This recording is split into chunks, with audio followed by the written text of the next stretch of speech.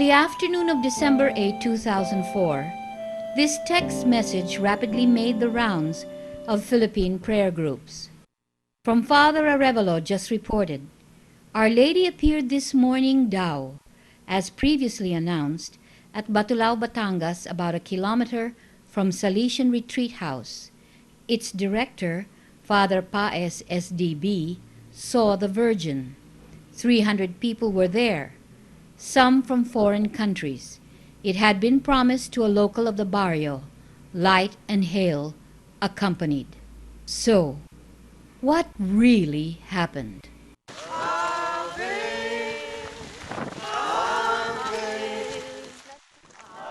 On the previous afternoon, the 7th of December, some 200 pilgrims made their way up a little mountain behind the Salesian Retreat House of what is often referred to as the Batulao-Calaruega area. Many of these pilgrims had flown several thousand miles for this occasion. They were members of the La Pieta prayer groups that had formed around an overseas contract worker named Emma C. de Guzman. Several of them, Canadian, American, Polish, and Portuguese, had been her faithful companions and witnesses to the seemingly mystical events that occurred in this simple Filipina woman's life. Mystical events that began with an innocent visit in 1991 to the Fatima Shrine in Youngstown, New York. And for almost 12 years, many of them had seen Emma in a trance-like state, which she claimed, and they believed, to have been an encounter with heaven. What took place that December night would bring Emma to the attention of her countrymen. I remember that we arrived at the Apparitions site, now called the Mountain of Salvation, at around 2:45 p.m. on December 7, 2004.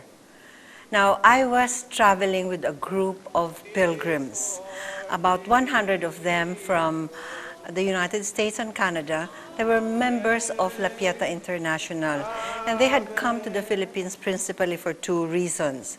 One was to attend the international reunion of La Pieta International, and secondly, they came with high hopes and with real belief in their hearts that the Blessed Mother would appear to Emma for the first time in the Philippines on December 8, 2004.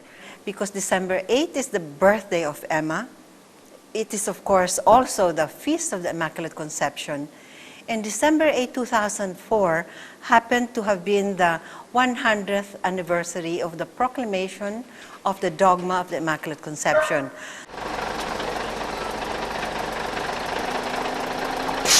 We got off the bus and we walked about a kilometer through a very rocky, very rough road to the Apparitions site. As soon as we got there, everybody put their blankets around the improvised altar. Emma took off her shoes, she was just wearing her socks, and sat down in the middle of this blanket, and we were all ringed around her. I arrived in Don Bosco, Batulao, 10 o'clock in the evening. It was very late already. And when I went to my room, I saw there was light across the mountain from my room. And so I remembered, oh, this is supposed to be, the eve of the apparition. I was tired. It was unusually cold. We were all huddled together. So I wasn't so sure whether I wanted to go.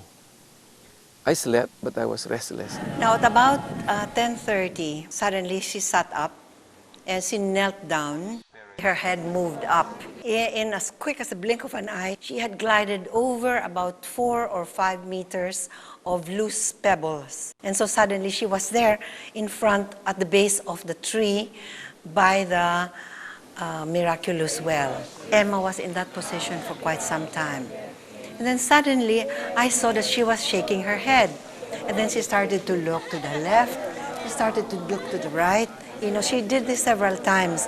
And the next time she turned to me, I was seated here towards the back on the left side. I could see that her face was so radiant and she had tears, but she was smiling. Much later, Minetta asked Emma why she kept looking around. He said, you know, I was turning left and right because the whole mountain was filled with angels, all kinds of angels, all sizes.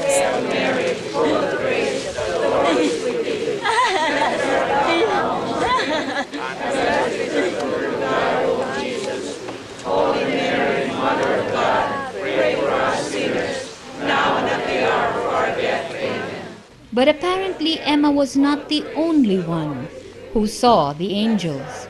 Angela Bataclan, the coordinator of the La Pieta BIR Quezon City chapter, saw them too. Yes, she was right beside me. And all the while during the apparition, she was like in some sort of a ecstatic hysteria because she can see angels. So I close my eyes and go back. Well, that was my first time to see that kind of a sight. And she was like exclaiming, "Do you see them? Do you see them?" And like, of course I didn't see any. So I said, what? And then she said, look at them, all around, angels all around. I keep on praying, but my eyes are so busy looking around and feasting on this nice creature. And she said, each of us had angels in front of us. All of those people who were there, meron silang kasama, kasiksik, ganyan, praying. Gano. Pero the beautiful part, ayan na, malapit na si Mama Mary. Restless na yung tao, and then, disorganized na, tumatayo na, ganyan. The angels sila, they were kneeling, kneeling and bowing. Because I didn't see anything while she was saying that. But I don't think because she was really such an ecstatic and to the point that she was in tears. And there are angels. Remember I told you, throwing small lighted balls. It's a fiery, oo. Ball. Pag nakita mo, it's a ball rolling, pero lighted balls. May blue, may green, and they throw. Ganon. Pero nakita ko, they throw sa parts ng body, but many I saw dito sa heart. So we were all watching, waiting, praying. Hail Mary, full of grace, the Lord is with thee. And we saw her talking to someone. Mary, Mother of God, pray for us sinners, now and at the hour of our death. Amen. Hail Mary, full of grace, the Lord is with thee. Blessed art thou among women, and blessed is the fruit of thy womb, Jesus. Holy Mary, Mother of God, pray for us sinners, now and at the hour of our death. Amen. But at a certain point, she extended her hand like this, as though she was getting something, and then she drew it back to her face, and she kissed it very reverently. She turned around to us, and boy, her face was so transformed. She was so beautiful and so radiant. And her face was full of glitter, and there was glitter all over the place. She had her face full of glitters when she turned around to us, and she was just powdered with all glitters all over her face. And blessed is the fruit of thy womb, Jesus. Now we know why there was a white sheet that they placed for her, because it had collected a lot of the glitter.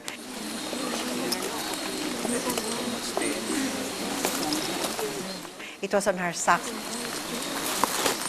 One of my nieces, she was at the back. She really saw glitters, even at the soul. And it was the first time that I saw a miracle like that because of the gold dust. But I can't explain where that gold dust, where they came from. The apparition lasted for about, I think, 15 to 20 minutes. But I couldn't sleep, so sometime like 12 o'clock something, 12:30 or something, I decided this is useless. I'll just go up, go there, look, come back. So Emma got up, she turned around, and she seemed so visibly shaken, like somebody she had just awakened.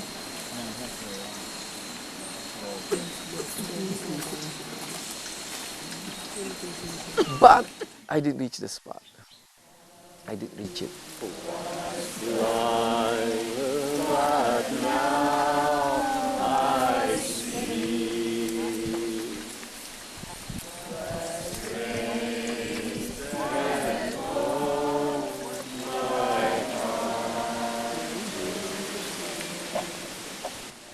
I was thinking that my bishop might not be very happy that I was there. Since I'm a priest, I would be sort of officially a representative of the church to be there at that time. So I did not visit.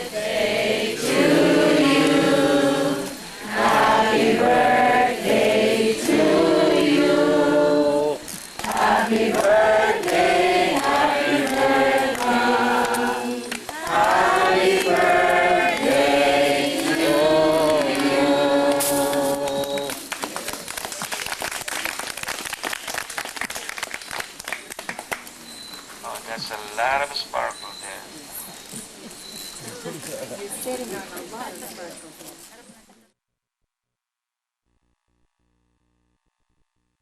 So Emma left, and we all remained. And there was such a heightened excitement, exhilaration, exuberance. Everybody was sharing experiences. Some had seen angels and all kinds of stories going around. We went upstairs to the bathroom, and then when we came out, people were, so excited. They were looking up in the sky. Suddenly, I heard somebody saying, "Look, look over there."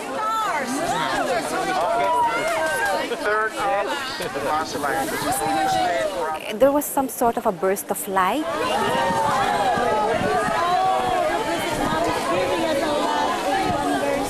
And I looked, and oh, wow, it was a display of light. It was like maybe the tail of a comet, or you know, when you have fireworks, at the end of the fireworks you have the remaining things floating down. They were shimmering in the trees, up and down. I was jumping with joy and adoration. So I started to be skeptical. I started to think, what kaya if somebody's playing tricks? So I started to look around. It seemed impossible because we were 1 kilometer inside. There was nothing there, no houses, no nothing. In fact, the only thing that was lighting the apparition thing were 2 naked bulbs strung on the trees. Some people see it here and some people see it there.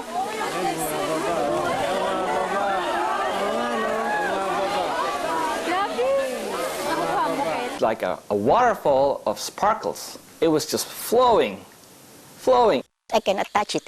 I just saw it. I just saw. And so many of us saw that burning. It's like glitters to me, and there is a very, very strong light. Sometimes you cannot stare on the light. It's just like a shower of gold dust. And I remember that part in the Bible where that part about Moses seeing the burning bush. That was what came into my mind, because you can see trees with fire From the sky. It's like glitters moving. It is not like the commercial fireworks, no. It was burning like that, springing from the foot of trees. But when I looked in the ground, I saw those gold dust in the ground. It's in the pebbles, everywhere here in the leaves. This intermittent display of fireworks, of heavenly fireworks, maybe lasted about 15-20 minutes. That was a very memorable experience. I must admit that I to say it badly, I sort of not ridicule the Blessed Mother, I ridicule people who, they see this bleeding thing, they see this dancing thing, they see this whatever it is, and they run and they run and they run here and there, like helter-skelter, wherever they find something, parang eager for a spiritual sensation, not a spiritual experience. I used to tell them, why? And things like that. So I'm not really the type who would run to these places, And I was very grateful that I was there. I can only count 2 times in my life when I felt such a strong urge to go to a place. Many times, we are urged by curiosity or devotion that is something that's coming from inside. But the urge I felt that night and that morning was very much from outside. And it was so, so powerful. I could not ignore it. And right after Mass, I walked all the way to the apparition site. Now, by that time, I imagined there would be no more people. And so I would be there, you know, not as a representative of anybody. I'd just be there as a whatever. There were the caretakers there, and I asked them what happened here. And they told me what happened, what they witnessed, and what they saw, sort of heard and saw. And then I went down, prayed the rosary, and I saw the glitters there. That morning, they were all over the gravel floor, and it's strange. It's stuck to the leaves, it's stuck to the floor. So of course we got all those gold dusts. And some of those gold dust I used on sick people and they got healed. I text my provincial, and I told him that the Blessed Mother appeared near our place. He got very excited about it, and texts spread around that that I saw her myself, which I did not. I did not see her. Somebody called me up, Bishop, the Blessed Mother appeared in the Philippines yesterday, December 8th, and she appeared in your own turf. I said, really? That's good. I said, that's good. That's good news. Aren't you happy that she came to your place? I said, no. Why? I should be happy because she has always been here. I said. I felt that Mama Mary was really there. If you ask me, do I believe in this? Officially, I will not declare that. We don't commit ourselves at once. No? But I won't mind. No? If you pray there, you just pray for us. We need your prayers. And if the Blessed Mother is there, well and good. Thanks be to God. And we are privileged that she is in our place. She is always there, no? And she adds another place where we can meet her. I didn't know what to say. I didn't know what to pray for. I was just like dumbfounded. Stunned is not the word. I just couldn't make out what it is all about. I felt it was leading to something, because I believe nothing happens by chance. I believe that the Blessed Mother really wants to come and warn us, no? And not just one, but gather us together. I just couldn't see the picture. That was what was on my mind at that time. What was this all about? Why is this happening? What is this trying to tell me? Starting with Fatima in our contemporary times, she never tires going anywhere and drawing people everywhere, if only to pray. If there was all these things happening and the events that night, that morning, and everything else was happening, these are pieces of a puzzle that was coming together. If there are extraordinary things, well and good, no? But that is not what is important. What is important is that we believe that we have a mother and she cares for us, and she is with her son saving us. Hindi daw tayo pababayaan ng Panginoon sapagkat ang lupang ito ay pinili niya. It's not the apparition that is important. It is our accepting our Blessed Mother, who is already there. That is important. No? I am very Marian, no? And I know there is a reason for that. And the Blessed Mother is always where the Lord is. So I will always promote that. I also face opposition, even from my priests who think that I'm just promoting devotions. No? And I said, if I do promote devotions, there is nothing wrong with that. After all, devotion is being vowed to. So I vowed to our Blessed Mother to make her known so that her son will be well known. That's our task.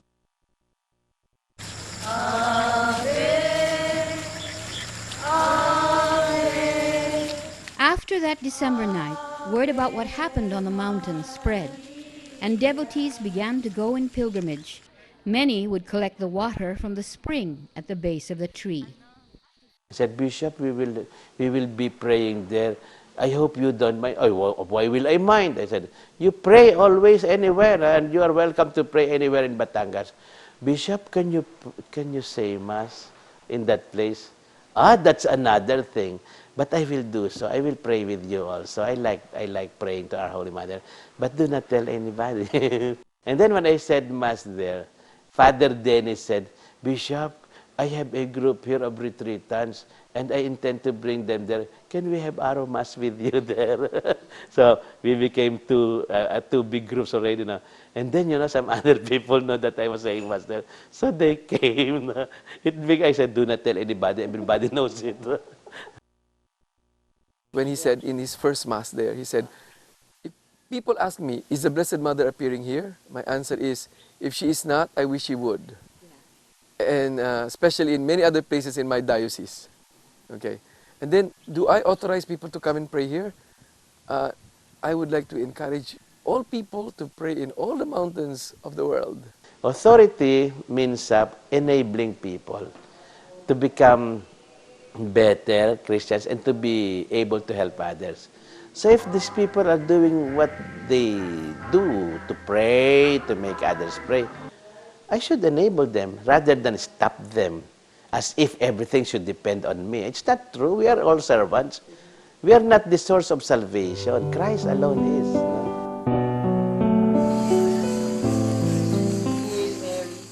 Emma has had other encounters with the Virgin on that mountain. And twice a year, on the 8th of September and December, vigils were held, and a few hundred devotees again would witness what they believed to be her encounter with the Virgin.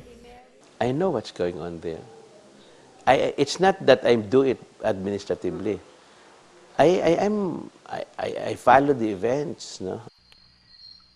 What impressed me most was there were times when Emma, during the trance, during the ecstasy, would look behind her shoulders and then smile, and then look on the left and then on the right, and look behind for a while. And she was doing like this, and she was doing like that, and then she would smile. She did that twice when I was there, and I asked her what was that all about. Why was she looking behind? Because, in that ecstasy, in the trance, I would like to know what is happening now.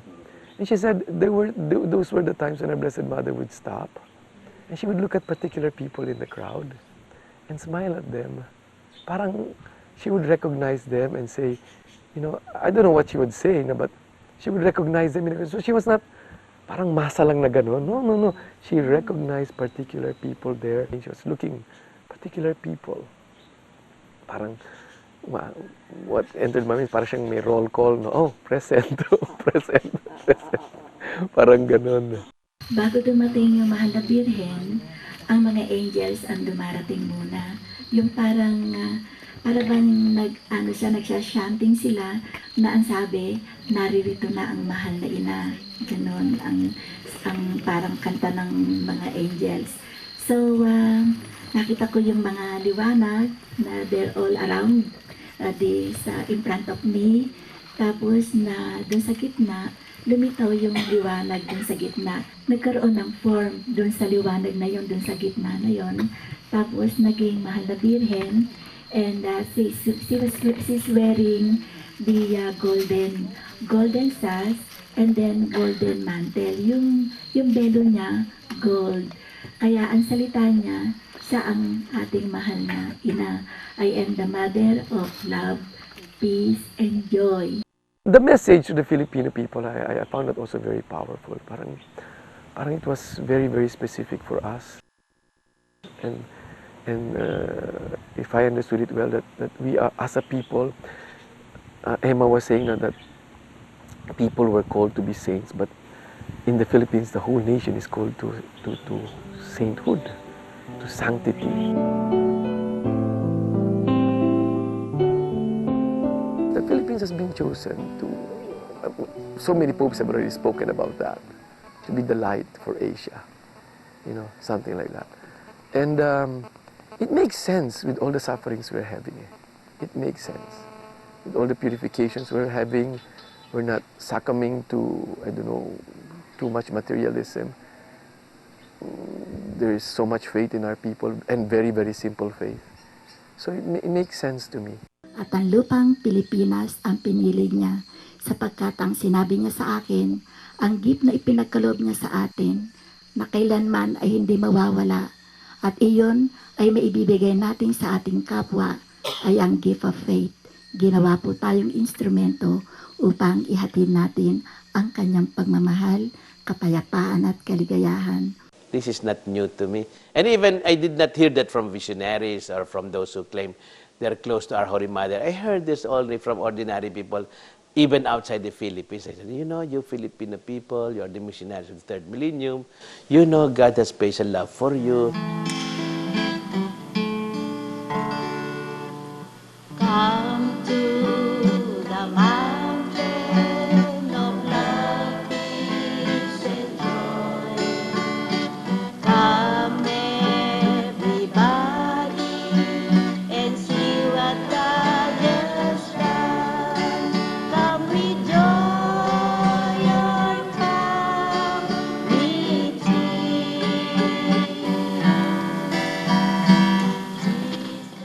Good afternoon, my dear brothers and sisters in Christ.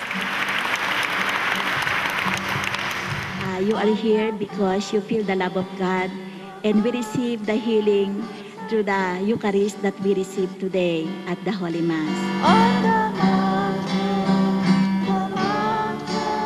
of salvation, brothers and sisters will find a way, holding hands and singing, united as we pray. Let us walk the path together. We are family forever. On the mountain of salvation. On the mountain of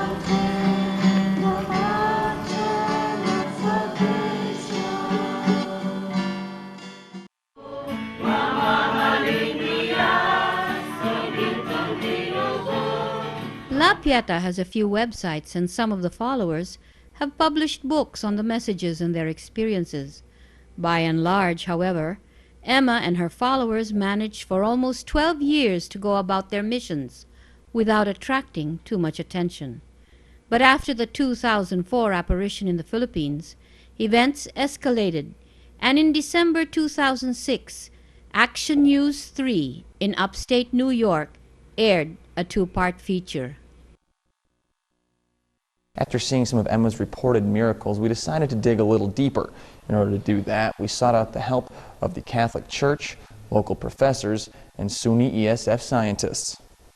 Emma de Guzman is not the first person to say she has experienced such miracles as the stigmata or even bilocation and levitation. But she had the wounds from the crown of thorns. Sparkles were descending upon everybody. They were all crown, over Emma, her the face. hands, the feet, the side we've seen come, the back. Many people we've spoken to while investigating this story have given similar testimonials, including several Catholic bishops and even cardinals.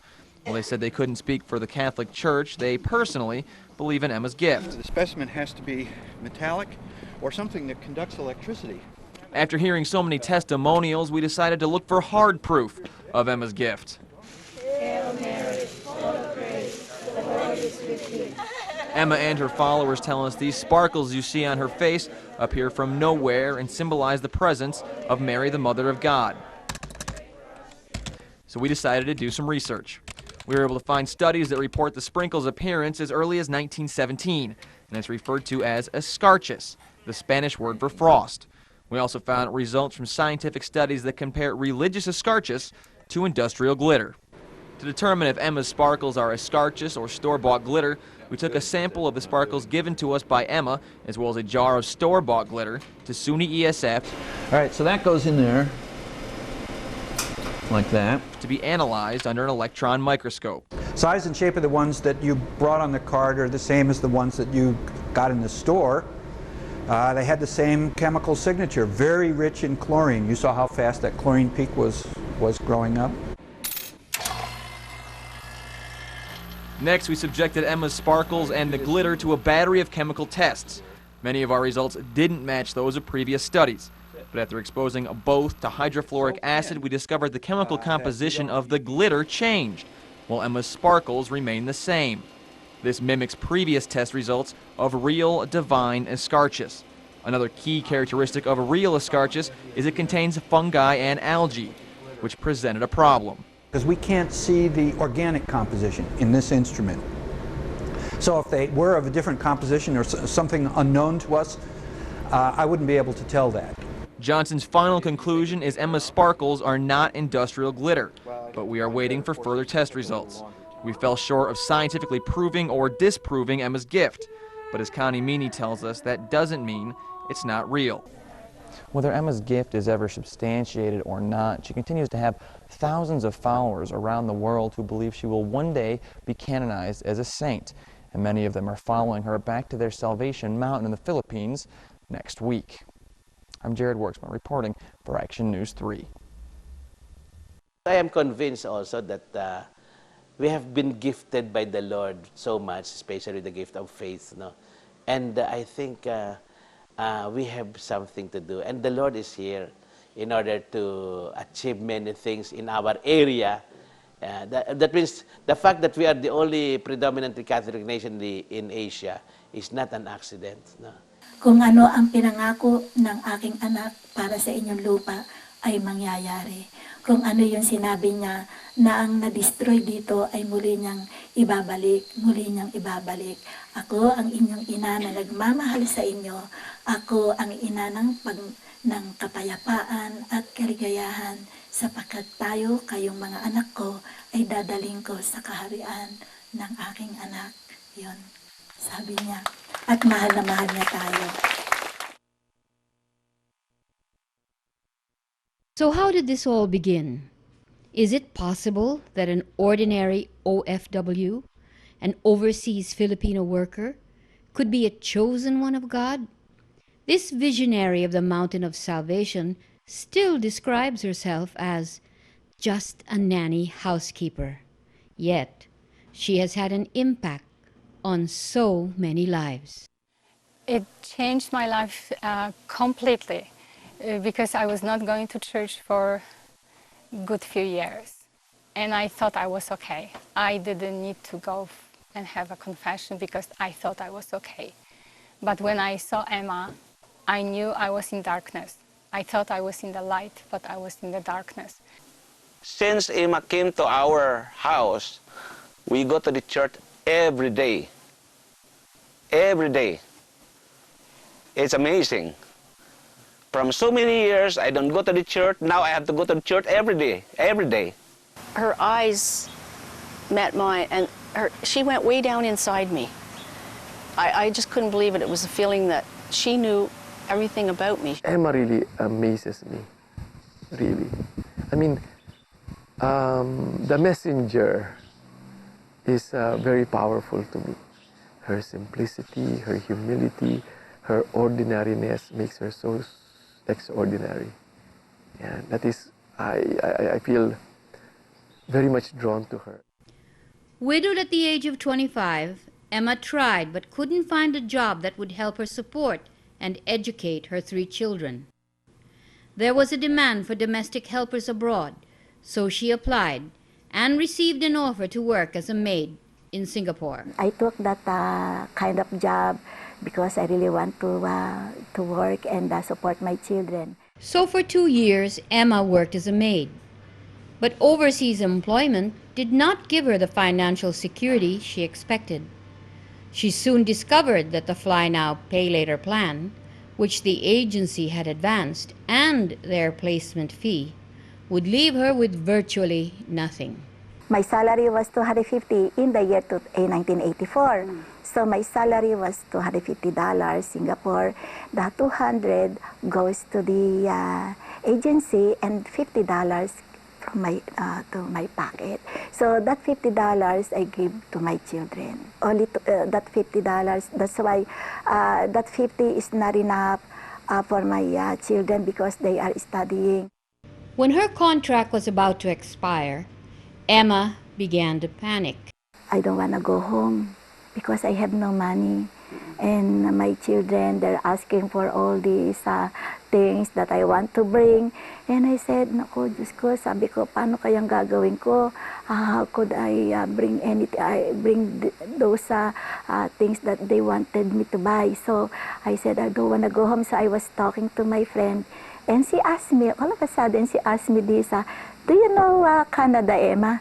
And I, what is Canada? Oh, it's a country, and they're looking for nanny housekeeper. So that time I didn't even know what is nanny. All I know, domestic maid.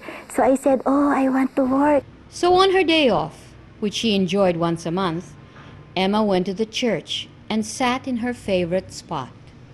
And then all of a sudden, I noticed, there was a little whirlwind, coming towards me. And then there's something, dirt, some dry leaves. But then it's something that it fell, a little piece of paper, something like this. It was like this, very, very small like that, yeah, something like that. And then it fell under my foot like this, it fell. So I pick it up, just to open it. And then when I opened it, I read, I said, Ultraman Manpower Service, do you want to work in Canada? Nanny housekeeper. And I saw this address, Toronto, Ontario. So I got goosebumps, and then I said, I have to go home. I was shaking. I didn't even know if this is an old newspaper or what. But when I saw it's Canada, I was just talking to my friend the last month, when it's our day off, about this Canada. So I was shaking, and I went home. Emma applied and a month later received an overseas call. Yes, sir, yes, sir, because I'm not good to speak English, So I was shaking, yes, sir, yes, yes, I got your letter, and there's an employer who wanted to sponsor you. Do you really want to work in Canada? That's what he asked. Yes, sir. I said, yes, sir, I want to work in Canada because I am a widow, and I have 3 children. I want to support my children. And then he said, okay, are you Filipina? He asked me, And I said, yes, sir, I'm Filipino. Filipino ako eh. So when I heard that he's Filipino, and I talk in Tagalog because it's so hard for me to speak in English. Sir, kuya, please tulungan mo naman ako. Kuya, gusto ko po makaroon ng trabaho kasi meron po akong anak na 3. Ako lang pong bumubuhay. Emma got the job, but she had another problem. Her monthly take-home pay for 2 years was only $50, and that she had regularly sent home for her children's expenses.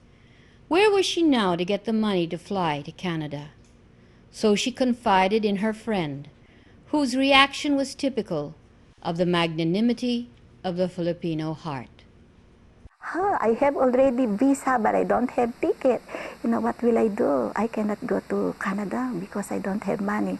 So she said to me, okay, Emma, this is what I'm going to do. This is what we do. I will borrow money from my employer, and I will buy your ticket. But you promise me you have to get me a job there. So there was a total trust that she did for me. And then I said, yes, I am going. When I go to Canada, I will help you. So when I was able to go to Canada, I really helped her. I paid the ticket back, and I also paid the placement fee. She arrived in Kingston, Canada in May of 1986. Again, she was blessed with a good employer. On her first day off, she went to the park with another Filipina. While seated on a bench, an old man walking his dog approached them. And then he said, are you Filipina? Oh yes, we are Filipina. I am Filipino too. Oh, it's nice to meet Filipino here. And he said to me, I have a daughter who is single, And do you want to come to my house so I can introduce you to my daughter? And then I said, oh my gosh, I said, let's go Mila, because maybe they have food, maybe they have Filipino food, so we can eat rice, I said. And then so we accepted the invitation. So when we went there, I was so happy because the father of Sol Gaviola was preparing us Filipino food. Sol Gaviola worked as a medical technologist in the Hospital of Kingston, Ontario. A very kind and caring person, she and her father would invite Filipino contract workers to their home on weekends, feed them Filipino food, and bring them to churches and the various Catholic shrines. They became close friends. Sol was like an older sister and guide, and over the years Emma became an accepted member of the family. Then in 1991, they went to the Fatima Shrine in Youngstown, New York, to attend a special mass for the Filipino community. Near the gift shop, she saw a little door with a sign that said, "This way to the old chapel." And when I was there inside, I saw this man standing by the crucifix like this. You know, he's as if he was praying. So I was there standing also, and I pray. I said my prayer, and then I went to the pew, and I knelt down. He knelt down on the other side, you know, at the end of the pew, and I was looking on the Blessed Mother, and like I was not praying, but maybe it's my heart was praying because I just cried. Tears was already falling, you know, in my face, you know.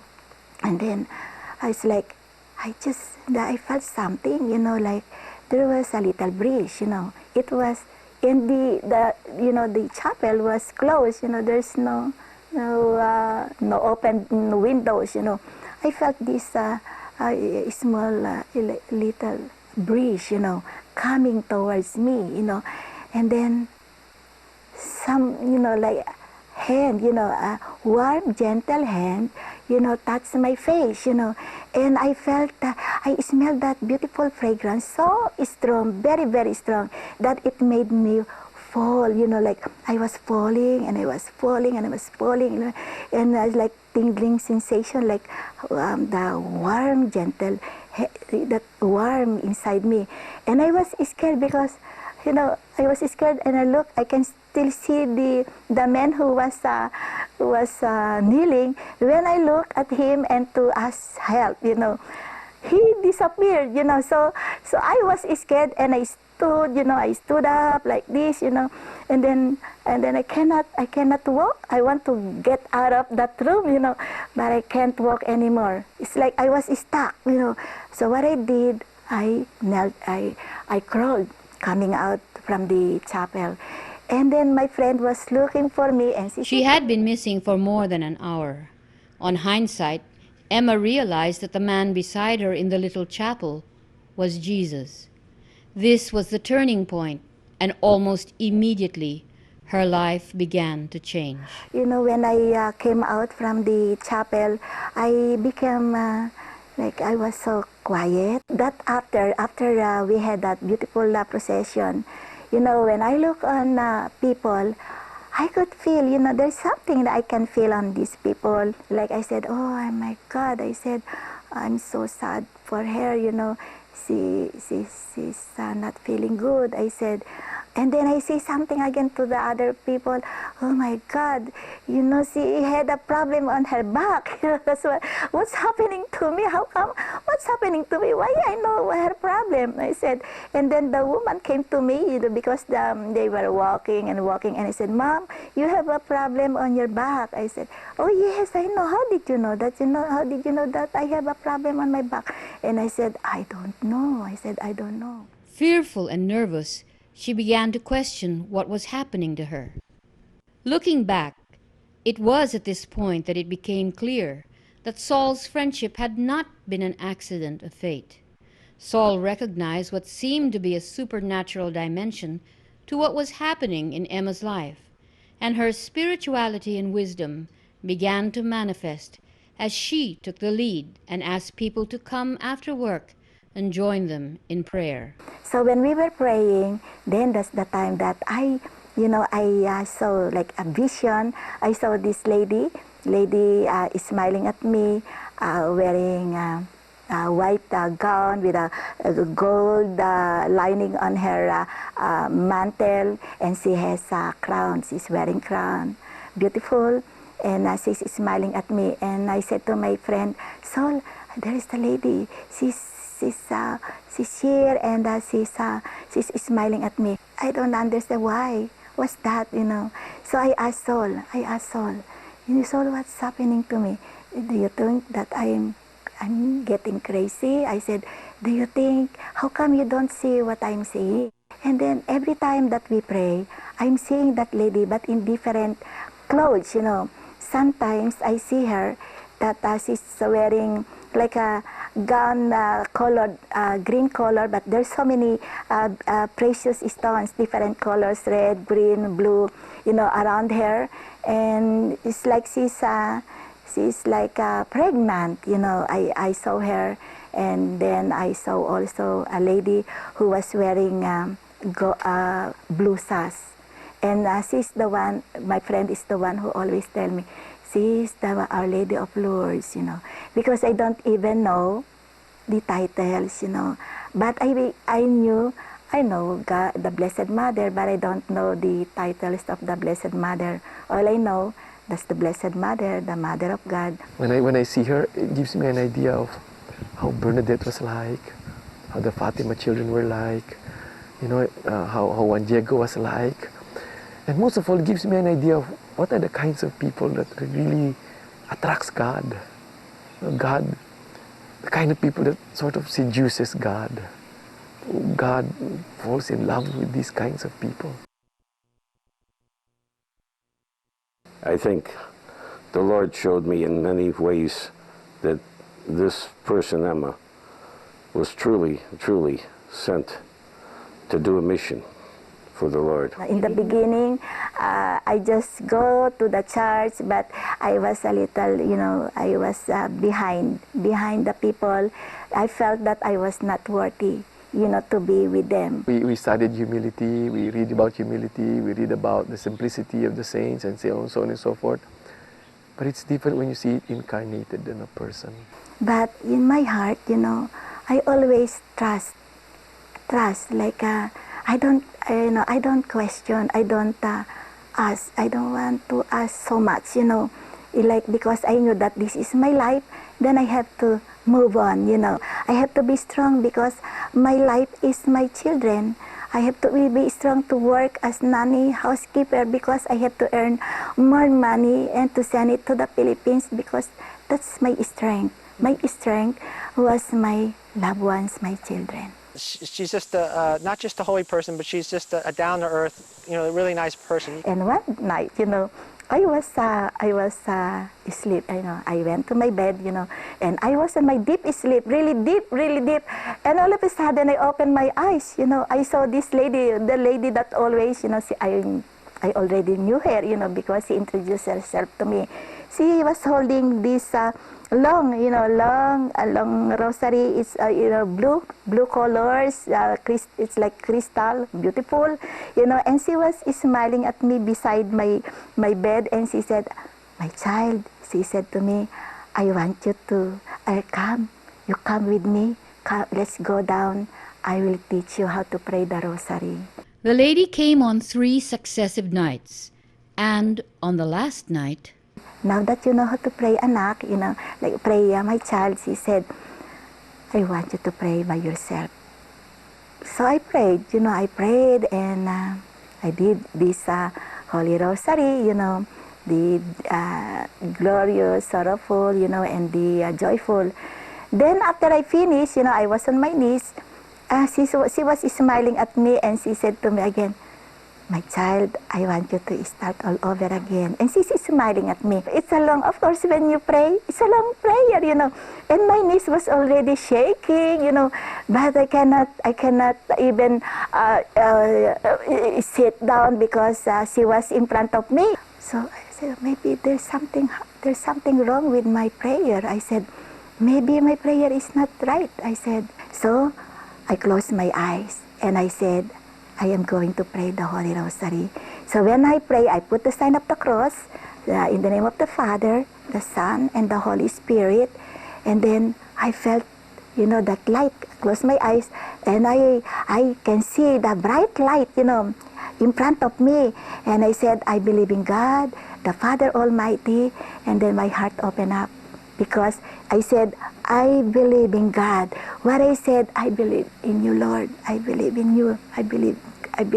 So when I said it, that how I felt, my heart opened up, and I felt Jesus inside me. I felt, He came inside me. He came inside me, and then I cried. I really cried. The sorrowful. When I was on that sorrowful mystery, I felt that I was there. Sorry, because I cannot. I felt the sorrow, because I saw Jesus. I became a part of that. I was there. I was there on that time that Jesus was so sad, and I felt it, and I also experienced, the glorious, In that glorious, I felt that beautiful experience, that I was there also. And then so I cried and I cried and I cried, So after I finished my prayer, I was crying, and the Blessed Mother was smiling. She was smiling, and she asked me, my child, she said to me, what did you feel when you pray this, this last that I asked you? And she said to me, and I said to the Blessed Mother, I felt the Lord inside me, my heart opened up, and now I understand, I understand the Lord, I understand the prayer, the Holy Rosary. It's the Lord, it's the journey of God. And then the Blessed Mother said to me, that is the real prayer. That's the true prayer, anak, my child, that you did coming from your heart and in your mind. So I really felt God inside me. Then later on, I felt this passion since I understand and I knew God already in my life. And I know I believe in God, but I didn't know the Lord. I just know the Lord, that God is here, but I don't even know God. No. So, Blessed Mother taught me how to pray, and I understand, I understand that rosary. We have to pray the rosary because that's Jesus. That's Jesus, the story of the Lord and the Holy Rosary. Then I understand now about God, and I feel now, I'm feeling all this, the pain, and the sorrow, the joy, the message, love, peace, and joy is in that sorrow that, to be with God is to have to accept everything. Accept whatever God wants you to do, you have to accept it with all this, because God loves us so much, and then the message that He said to me about Pieta, then I understood. Then Jesus said, you will carry this Pieta. It has been open around the world that I didn't even know.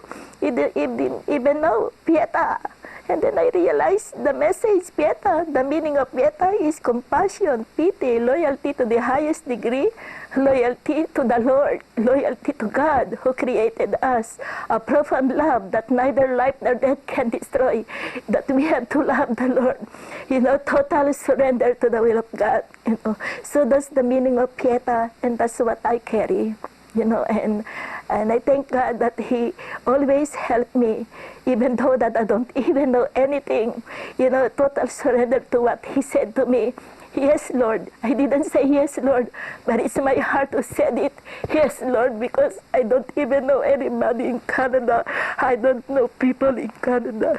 But because I believe in God, God came to me. I just trust whatever He said to me, and that's still I'm still doing it, and I thank God that people who heard about this, love, peace, and joy, the people, become prayerful. It's only simple, very simple, love, peace, and joy, but it's so hard, very hard to feel it, because I felt, there's no peace anymore for my brothers and sisters here, like love for the Lord, and maybe that's the reason that God said, you have to spread this message, love, peace, and joy, because I chose you, little child. She taught me how to pray. She taught me how to love the Lord. Everything that the Lord wants of us, she was teaching us. Through Emma, I've learned forgiveness.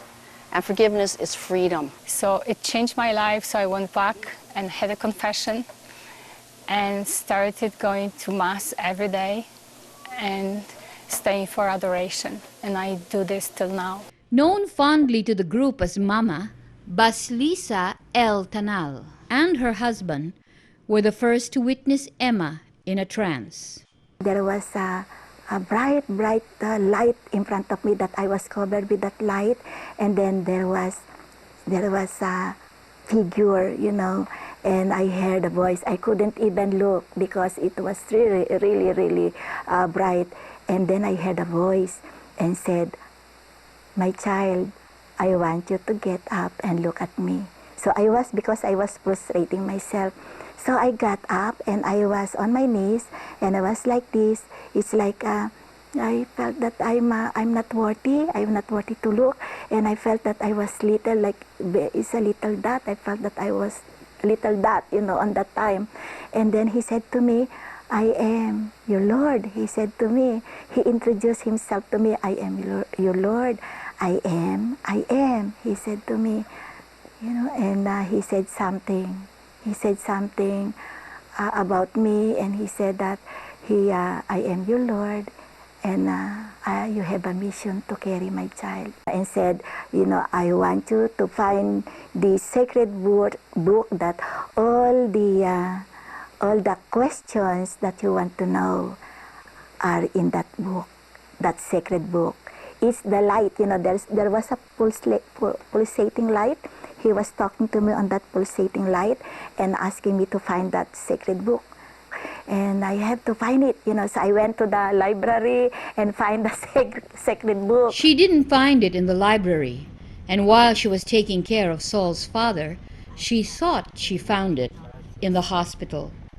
I was reading while he was being treated. I was sitting and I saw this book. I felt in my heart, wow, maybe this is the sacred book.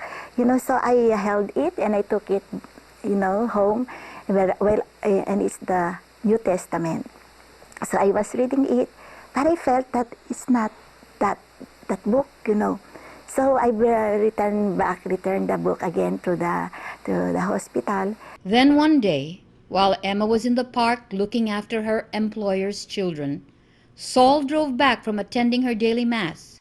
She had a book in her hand. So as soon as I touched the book, it was a brown book. I didn't even read it. I just put my hand, I touched it, and then something happened to my heart. There was, my heart, it's like a tingling sensation, just like what I felt, when the first time I was in Fatima. I felt it, oh my Lord, I said, my Lord, I said, this is the book, Lord, because I felt the whole, because the other one, it's beautiful, but it's not really complete, But when I touched it, my God, this is the book that you're asking me to, to find it, that all the questions that I want to understand is in that book. I said, so when I opened it, I saw it's Holy Bible, and I cried, and I looked up, and I was holding that book, and I was crying, and Saul was crying, and I looked up, on the sky, and I saw angels, Emma started to read. When I read it, there's a note there, please take me home and use me. That's the message. With this began her education in the faith. I was reading, it's become like alive, and I felt that I was there, I felt that, and then now I'm learning, I'm understanding, the questions, so I said, no question, I'm not gonna question. God said to me, you are my little child that I chose. My Father chose you even before you were conceived in your mother's womb, and you have to serve me, my child. Your mission is for your brothers and sisters, for healing and conversion, to open their eyes to see, to open their ears, to open their hearts, to love me and to come back to me.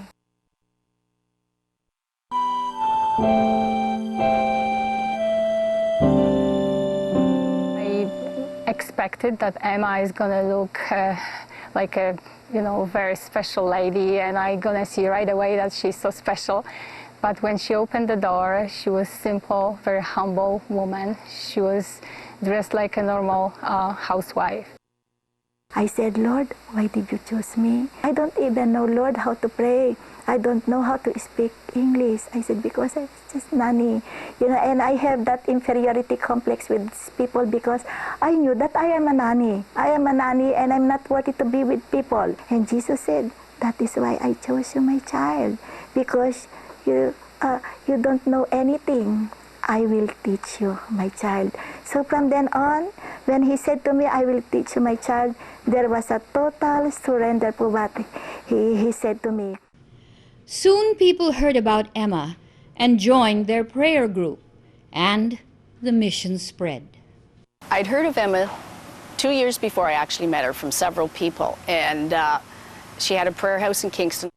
We were a little bit shocked. That was the first time we came up, and we came in, and we looked, and I thought, this is more than even a church. We were just about tempted to go around to go out the door, but then we changed our mind. There wasn't a big crowd, but there were people here. And so it was very beautiful, and we were excited about it all, and the Spirit was just lifting us. We said, what is this? But anyway, we were so impressed with Emma. We said, it's Emma and Saul. Then we got to the door, and Emma looked at us. We're all tall, and she's short. She said, you have a mission. I looked at her. We have a mission? She said, yes. Whoa, we got in the car, and I said, is this mission impossible? And she said, do you know that you have a mission to do? I never heard that before. And I thought, what does this mean? I didn't know. And Betty said, what does that mean? We have a mission. What does it mean, a mission? What's a mission? And before leaving, she put her arm around me, and she said, so gently, do you know how much Jesus and Mother Mary love you? I'd never heard anyone say that to me before, and I felt this hope and this exhilaration. I was just so happy. We just went and sat in the car, and all of our hearts was filled with so much love that we were almost crying. We were just so excited. We couldn't wait for the next weekend, or even Wednesday was the prayer meeting.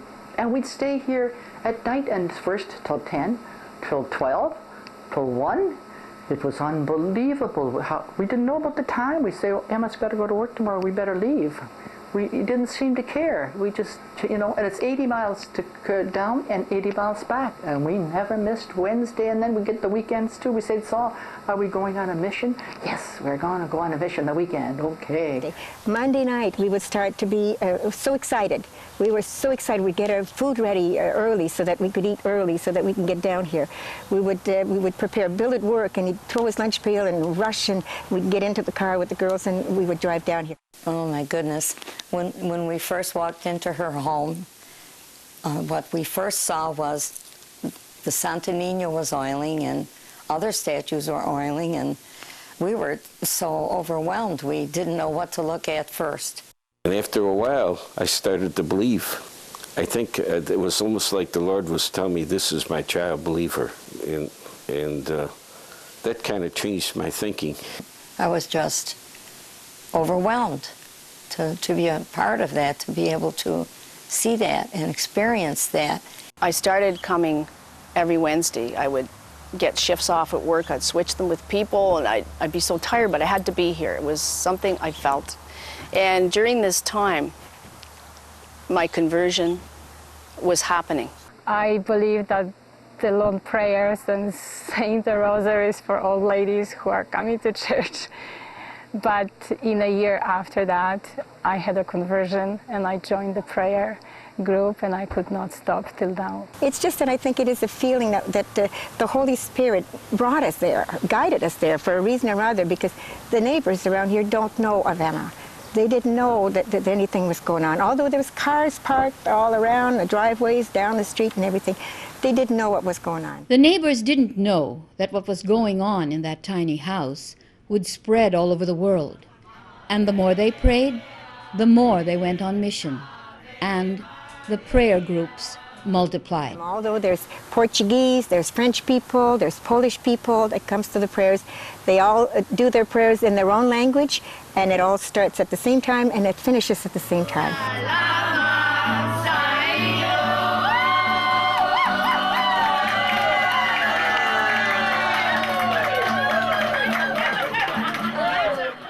The missions then began to travel from Canada to the U.S.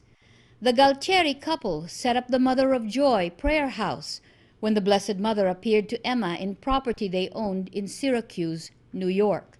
Soon Emma would meet a very devout Catholic who would be strongly committed to her mission and become her benefactor. And they mentioned to me that there's a special visionary coming down from Canada on Sundays. And during the Mass, I looked over and I saw her face turn all silver. And I said, this is a very special, very, very special person, I said.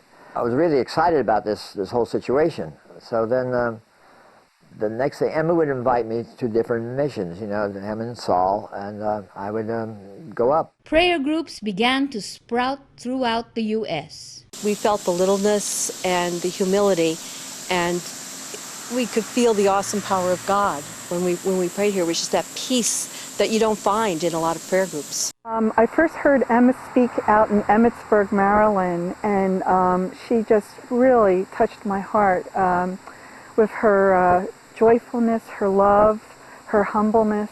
La Pieta namin sa Washington, we have prayer every Sunday. Fully booked kami niyan for the whole year. Prayer groups formed overseas. Anya brought Emma to Poland. And I got to know a few priests there. In 2003, it was accomplished because Emma was able to come, and there was 5 prayer groups created.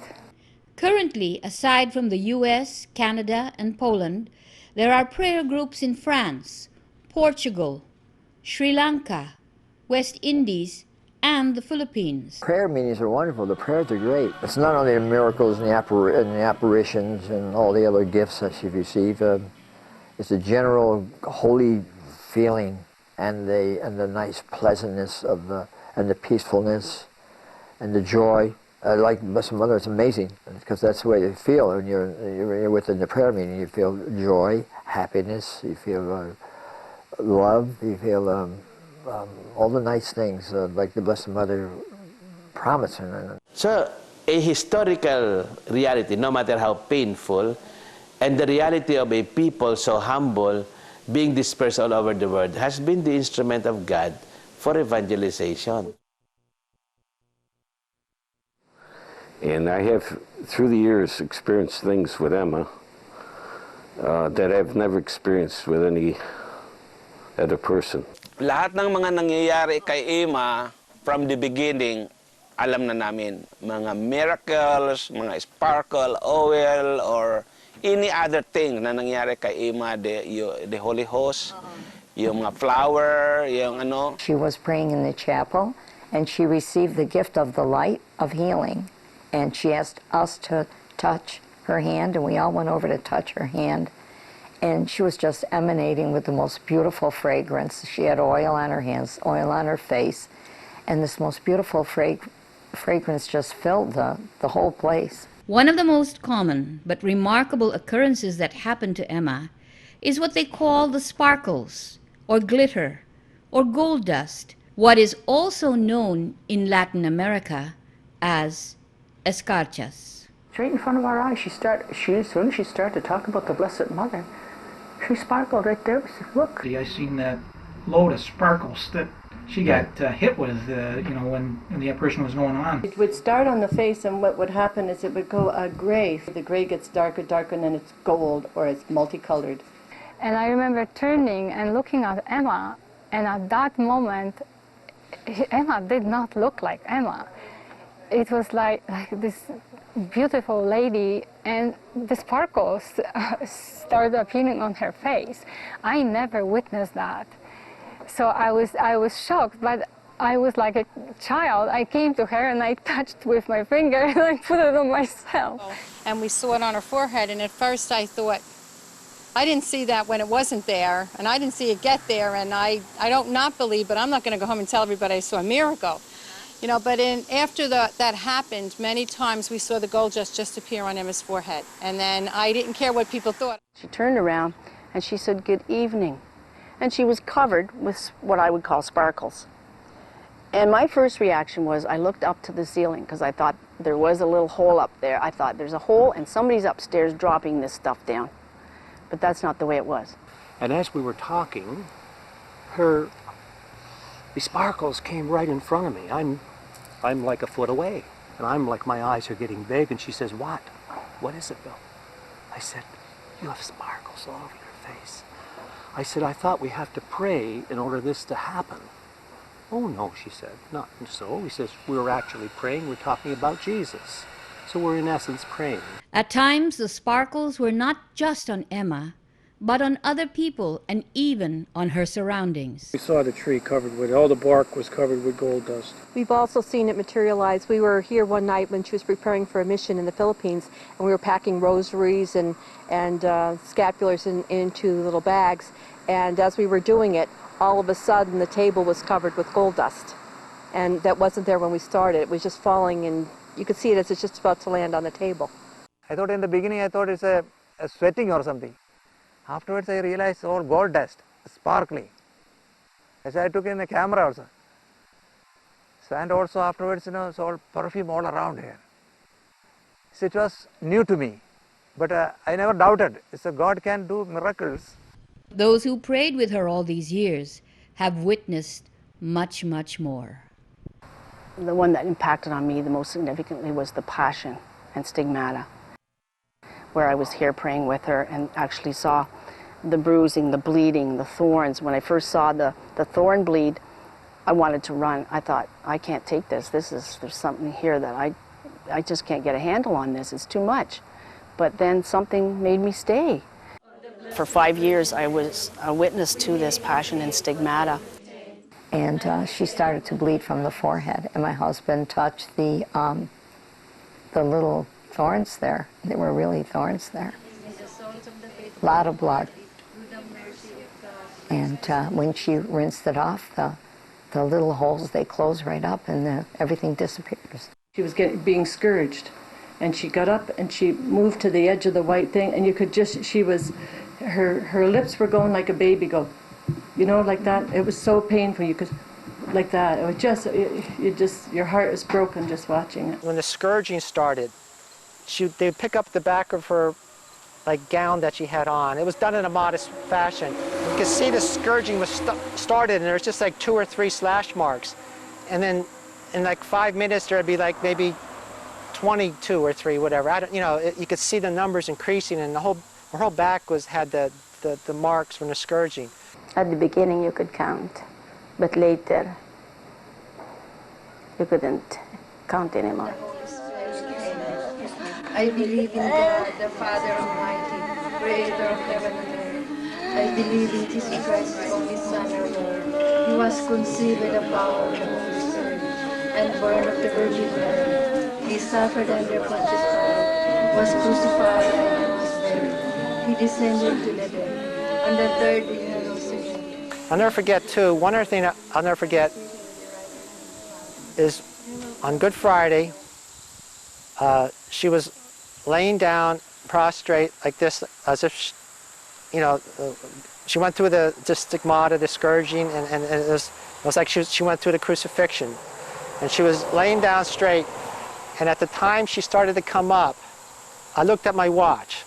And the whole top of her body just elevated right up off the floor. Without end, amen.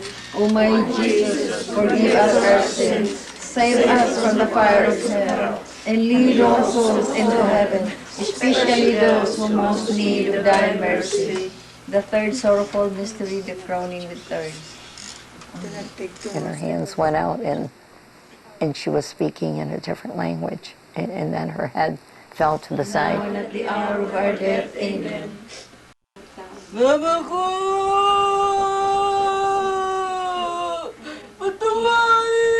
Mary, Mother of God, pray for us sinners, now and at the hour of our death, amen. And I'm by background, I'm an engineer. I'm a degree in metallurgy, engineering. And I like my watch exactly right. And I want the time to be perfect, because I like exact time. And I looked at the time, and it was exactly 12 noon. And that, I got the shivers because not long before that, I was watching a documentary on television where a lot of biblical scholars believe that the time of Jesus when he was crucified was not 3 o'clock in the afternoon, but many think it was 12 noon exactly. And then they, they went into why it was that time. And that was, kind of amazing, We couldn't seem to take it. We understood that it wasn't only Emma, and she was, but it was the Lord. Actually, it was the Lord's passion.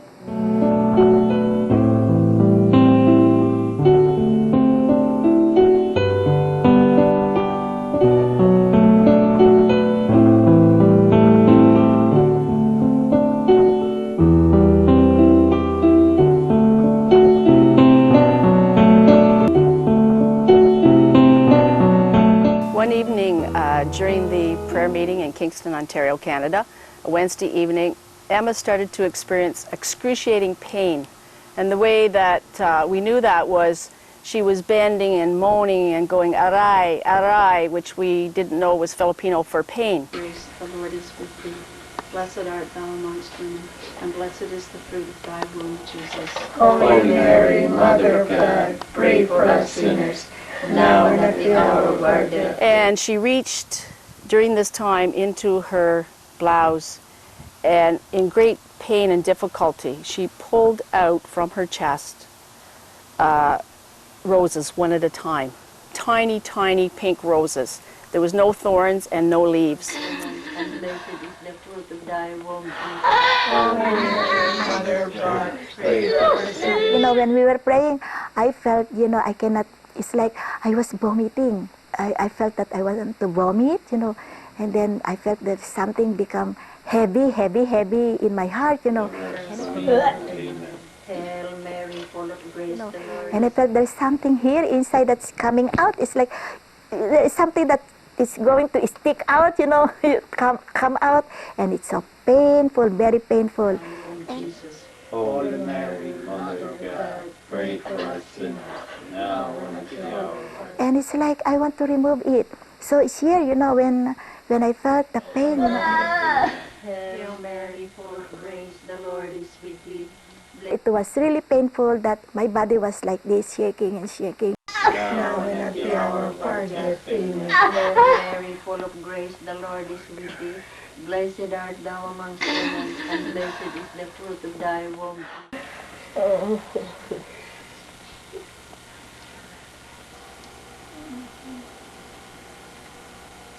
I jumped up to look, and Emma's pulling out these small roses, and you could see the saliva on them, like they've been through her body. Yeah, mucus, they were slivy-like, and no petals, just a stem. When it came out, it was coming bud first, and what I noticed is that the buds were very, like almost the size of your finger, and they seemed to get bigger when they came, they came out bigger. In fact, some of them even kind of like opened up. But they came first without the thorns, you would see. And then they lined them all up there, and the fragrance was so strong through the whole house,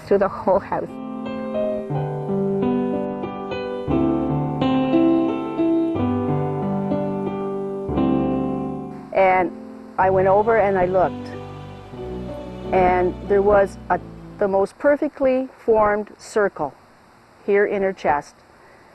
And on that circle was a tiny drop of blood. And Soul said, touch this. I said, I can't. I felt this reverence and this awe. So she said, well, touch around it. So I went like this around the area, and it was a very soft, mushy feeling, almost like there was a cavern in there. And but the one person I do remember that touched the road in the hole, touched the hole, and actually put her finger in the hole was Mama. And when she took her finger out, there was like, not like blood, but it was like a liquidy substance that came from the hole. And when she did that, we went, oh, whoa. May butas talaga dito. And you could see the hole with the blood, the oil, and you could see it close before your eyes. Jesus said to me, he cannot give me his nails, and he gave me that flower. It's love, it's a gift from God, from Jesus. And the five flowers that came out the last time that I had, you know, for the 5 wounds of Jesus.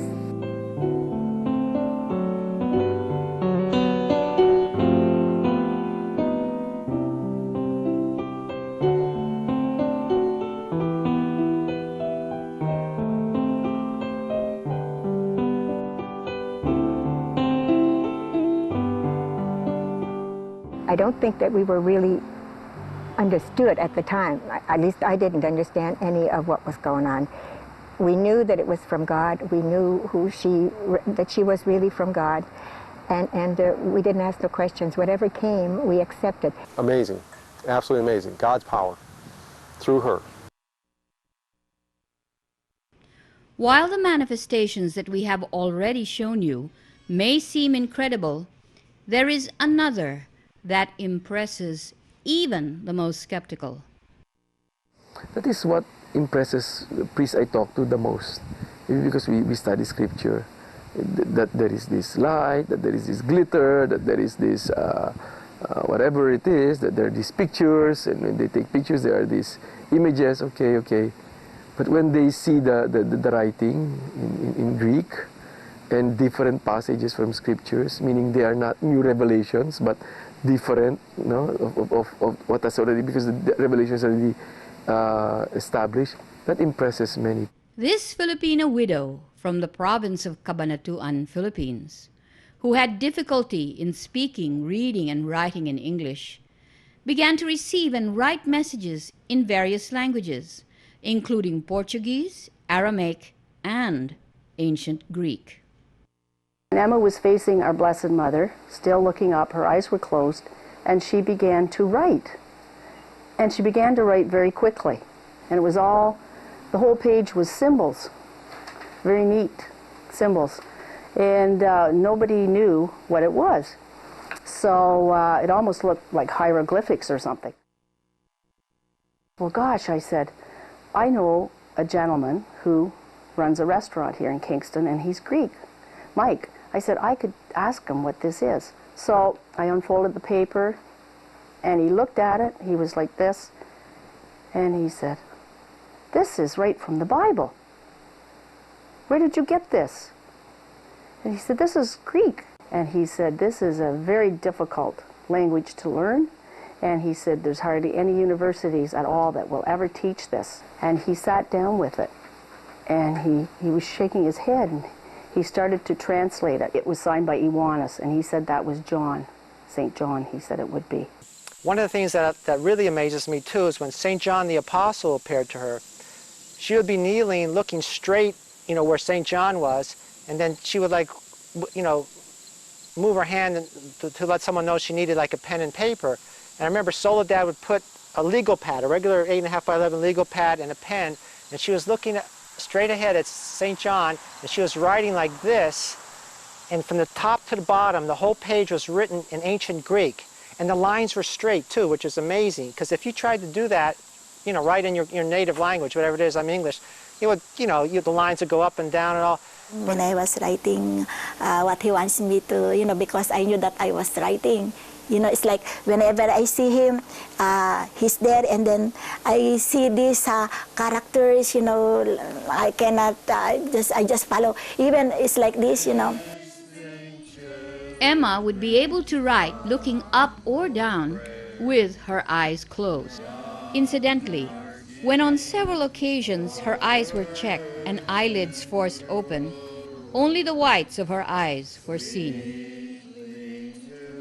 In December 2006, on the Mountain of Salvation, Emma again received a message similar to the ones we've just described. Oh, beautiful Mother,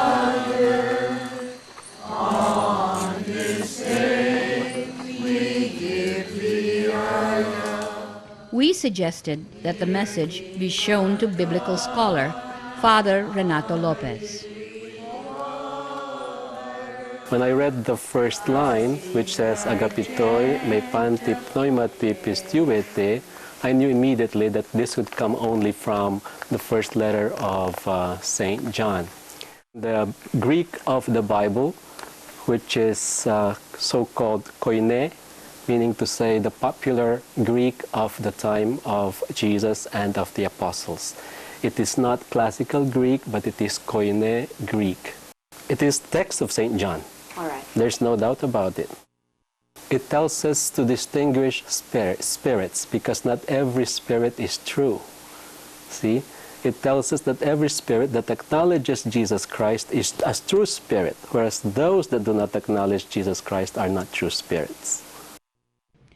When asked where one could have access to this text, and if it would be possible to memorize something like this, Father Lopez replied, One can copy from the text of the Bible, the New Testament.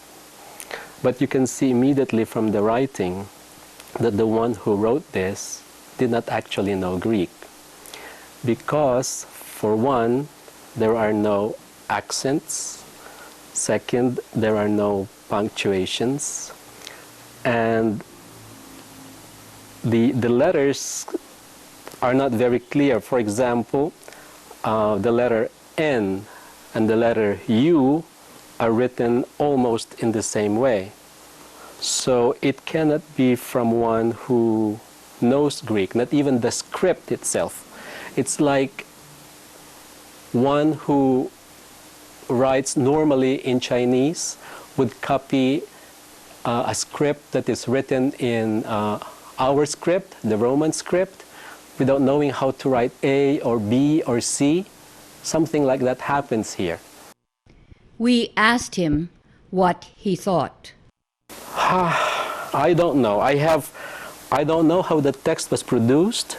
I don't know how the text originated. I don't know who wrote it.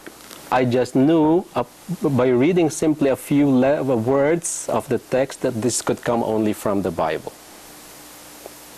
It is evident, from the first verse that this could come only from the Bible. I wondered how, this could be produced without actually looking at the text. Because if you ask me to actively write in Greek, I cannot.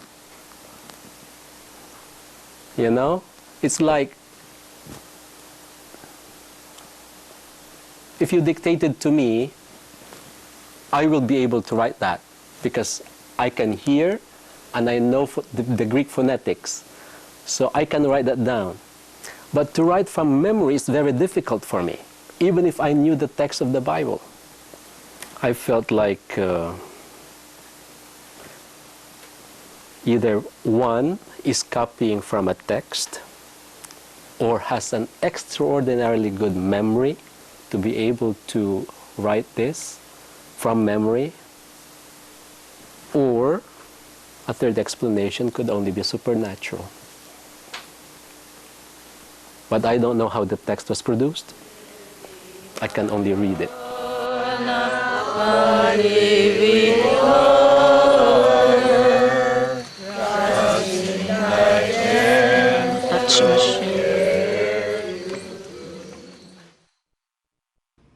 In the previous segments, we reported that the phenomena surrounding Emma's journey would equal, if not rival, the manifestations given to many famous visionaries of the last century. While the ones that we have already presented to you, like the glitter, the oil, the stigmata, the passion, and the writing in foreign languages may seem amazing, there's still more. Those praying around her have often reported that while in a trance, they have seen her receive what seemed to them to be manifestations of heaven. She would wake from her trance holding strange flowers or rocks that seemed to be flecked with gold, and even what she said was an angel's feather, which, astonishingly, seems to have lengthened over time, and, upon close inspection, a tiny new feather appears to have developed at its base. There were even several gemstones that had fallen from her head, one of which is even thought to be a rough diamond. These all have been recorded, carefully kept, and stored for safekeeping. Well, they were all, remember, on the floor? They were falling. They popped out of Emma's head came the stones, and I can't recall how many there were. There was quite a few that had fell. They had fell on the carpet, and Emma Soul had picked them up, and everybody was so excited, so they all got up, and everybody wanted to see them. She was showing them and showing them. I'm sitting there, and I'm looking at Emma, and while I was looking at her, I started to look at her forehead, and a bulge was coming on her forehead, and I just raised myself up, and I started to walk over, and I wanted to touch it. So I reached out, and I got maybe that far from her head. Just as I went to do that, pop, it popped right out and onto the floor. What an experience. It seems that she not only reads souls, but sees them as well. Another great mystic of the last century, Padre Pio, now saint, would recount how departed souls would show themselves to him and report that they had been given permission by God to approach him and ask for prayers. Astounding as this may seem, Emma claims to have had such encounters. She claims that a Saint Mary Magdalene de Pazzi, a nun in her early 20s, had come and brought her souls in purgatory to pray for. She appeared to me and she said, you know, she was wearing also the brown habit, and she told me that she became a, you know, she introduced herself to me. Her name is Magdalene Pace, Italy, and she was a nun when she was in early 20s, something like that. God has given her the grace, you know, to come back, you know, and speak to me, to talk about the souls in purgatory, that we have to pray the souls in purgatory. Pat Brady recounts what she witnessed one Lenten season. She was a very grayish color, and she was shaking. Her whole body was shaking. Her eyes were closed, and she started to call out names. Like, for example, Maria, 1842. And then she would call out another name, who are you? Or say, who are you? And another name of a different person in a different year would come. And this went on for about 10 minutes. And then Emma was silent. And her color started to come back. She said, Saul, I saw people. I heard people calling me. And they asked for prayers. And they were asking for help.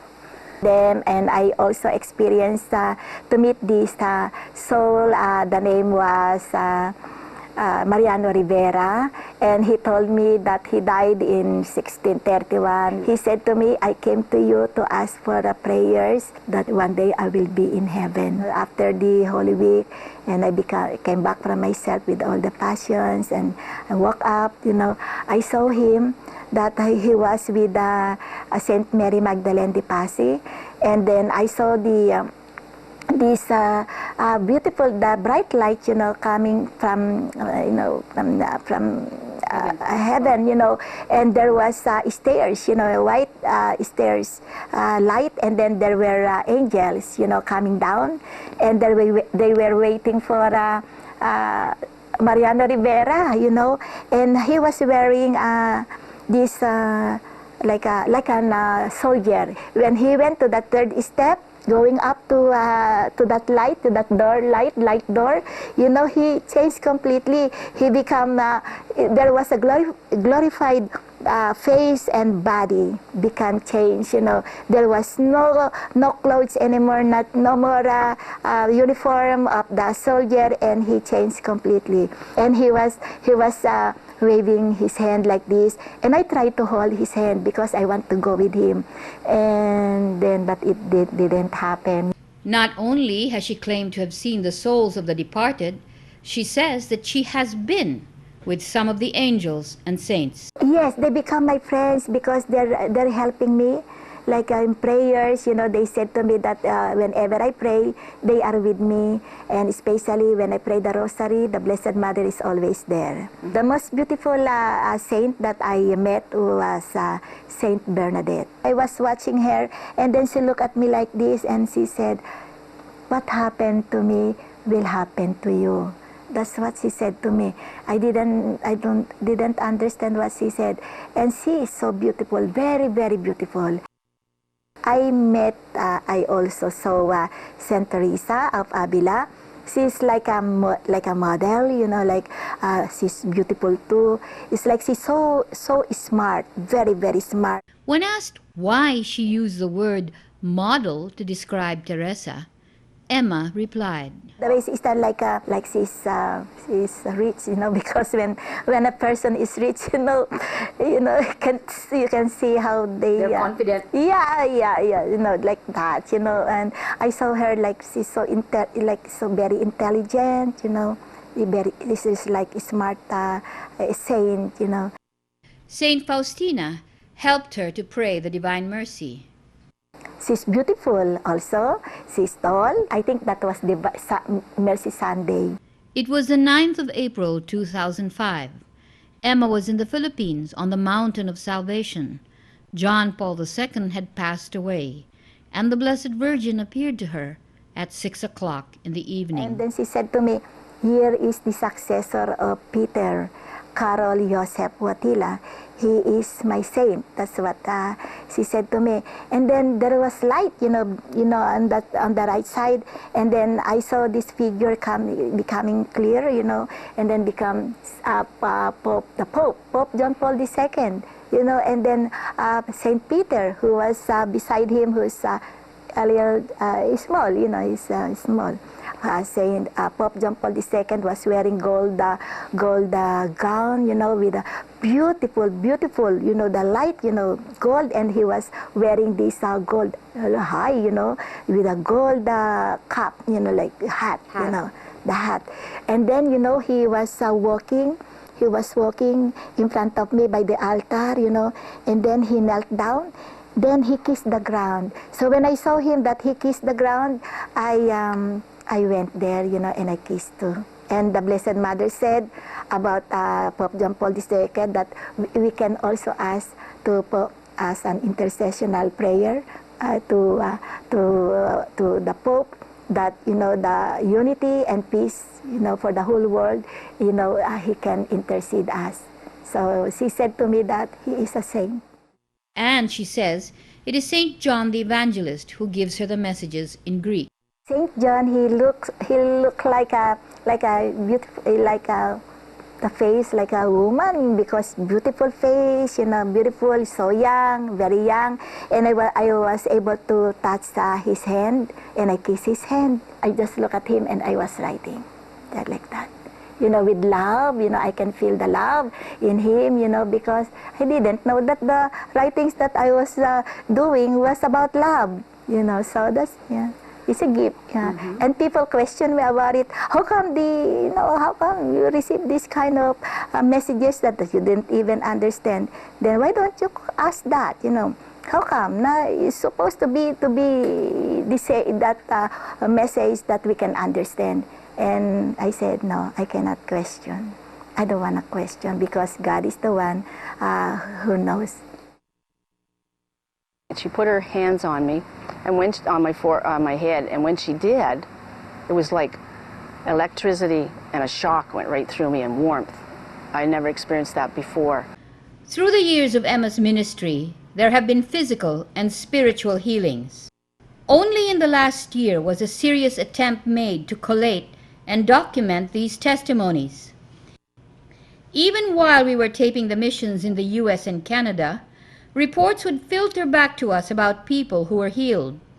We were already at the Marian Manor in New Jersey when we received word about the testimony of the pastor of Our Lady of Pompeii Church in Syracuse, New York. The parishioners reported that during his homily at all the weekend masses, Father Angelico testified that he asked Emma to pray over him as he would proxy for a woman who would be having surgery for a large growth on her stomach. Then he went on to say that just before the scheduled surgery, another MRI was performed to see the condition of the growth, and when the doctors were reviewing the MRI, one doctor said to the other, "Where did it go?" The other doctor said, "I don't know, but it was there." When Father gave his testimony, he said, "That woman is my mother." Wally and Mary Rose had come to the Marian Manor to visit at the time that we were filming this documentary. Wally had difficulty walking and had been limping heavily due to a severe attack of gout. Mary Rose was worried about a lump in her breast that had been detected by a mammogram.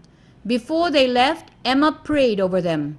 The next day, we received a text message from Wally. He had walked 14 blocks in Manhattan, and as he walked, the pain and the gout disappeared. Mary Rose, on the other hand, had breast tissue extracted for some tests.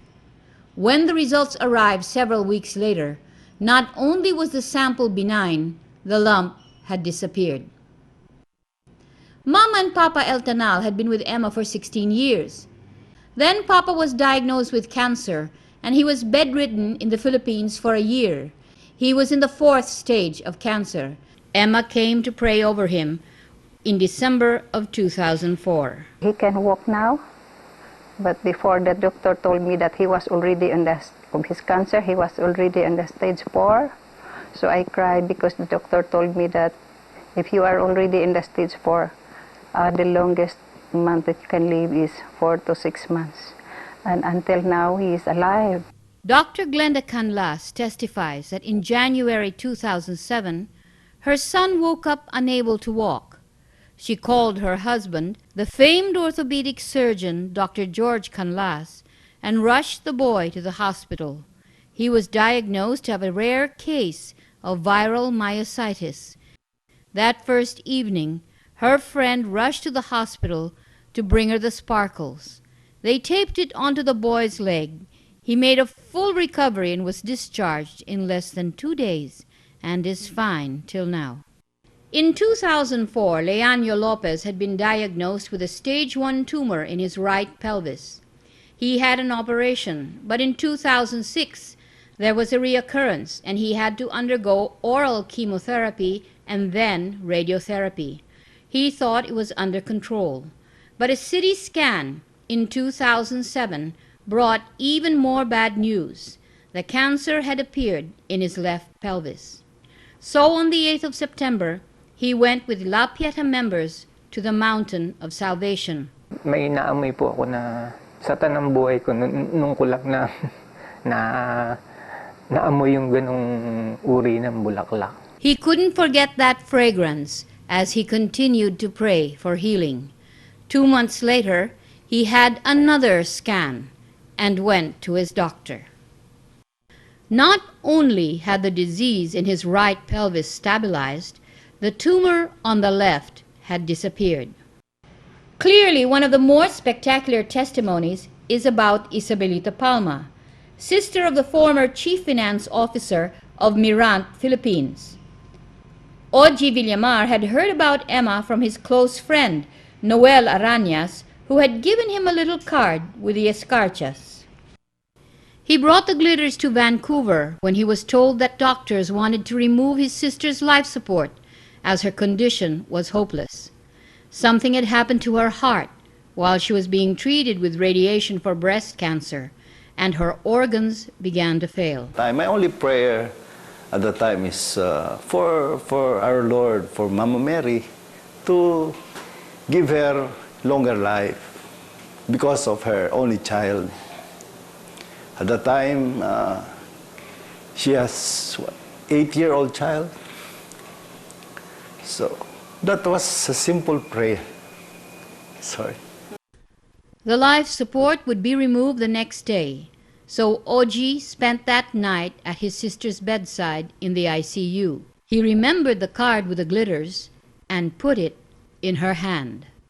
Then suddenly, she moved and started removing her tube from her mouth on her own. I was shocked, so I stood and I tried to grab her hand, and she was very strong. So all the nurses, all the doctors came, and they were wondering what happened, and said, and the tube were, already protruding like this, and they started removing it. She was looking at me, and I spoke in Tagalog. I said, "Masakit ba?" Na sabi niya, "Hindi, natutulog ako." Sabi, which was true because I was there watching her, and then I said, "No, that's miracle." So she closed her eyes and started praying, and the doctors thought that when she closed her eyes, she was dying. But they were looking at the monitors. It was there. It's normal. And until morning, and until she got out of the hospital, the tubes were never put back. And they could not understand why, and they have made the test again, and my sister told me that the tests were all negatives. Salamat ako sa lahat at siyempre sa Panginoon Diyos na siya lang talaga, wala nang iba. Wala nang ibang makakatulong sa atin kundi siya.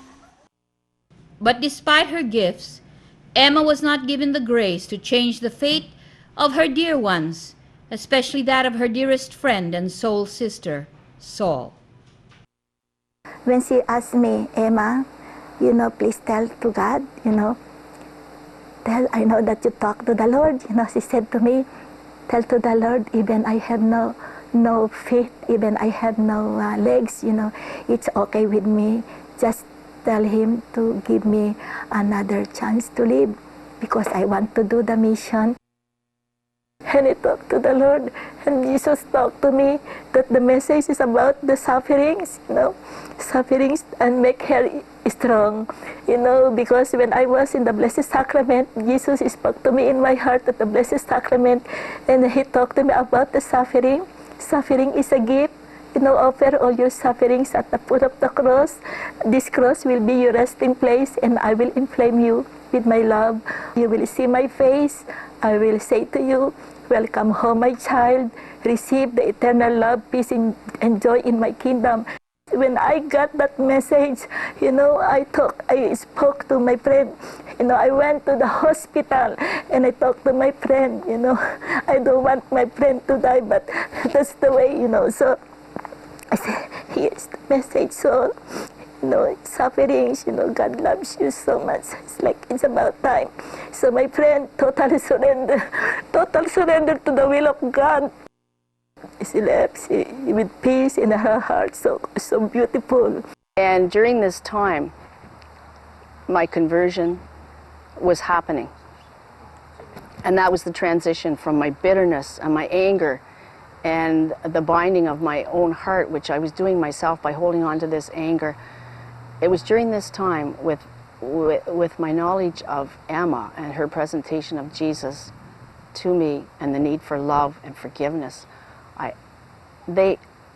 Jesus helped me forgive through Emma, something I never thought I ever could. And in that forgiveness came the greatest freedom.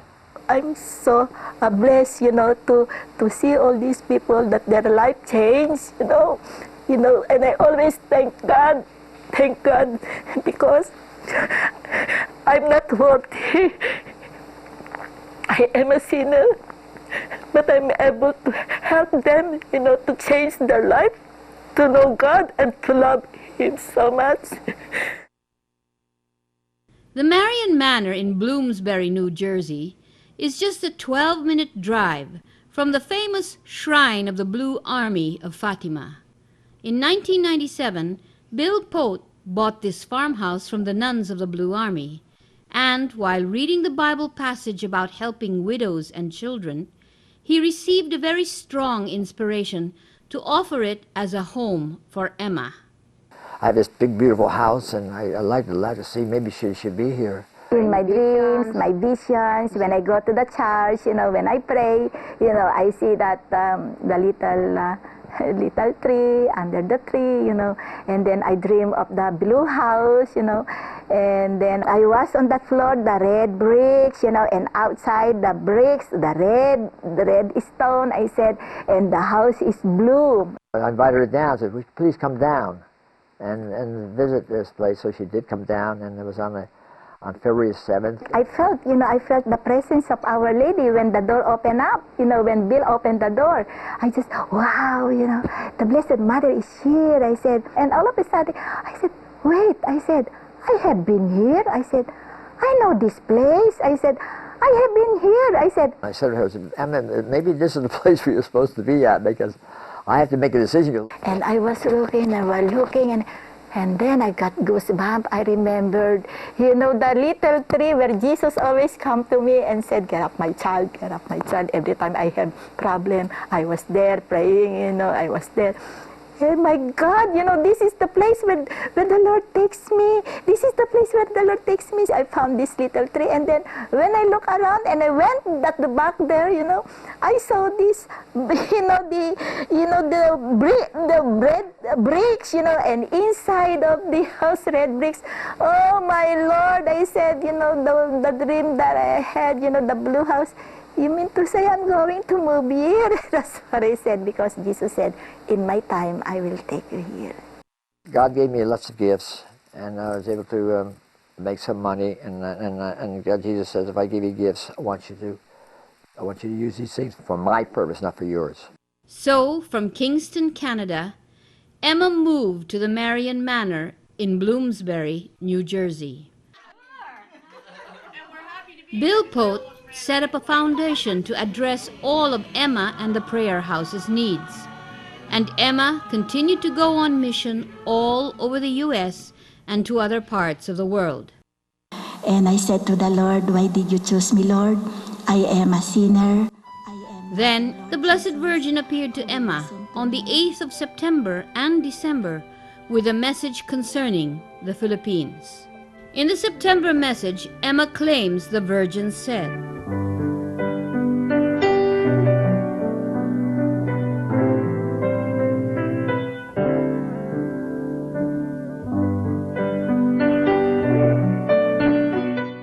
on December 8, the Blessed Mother made reference to the mountain of salvation.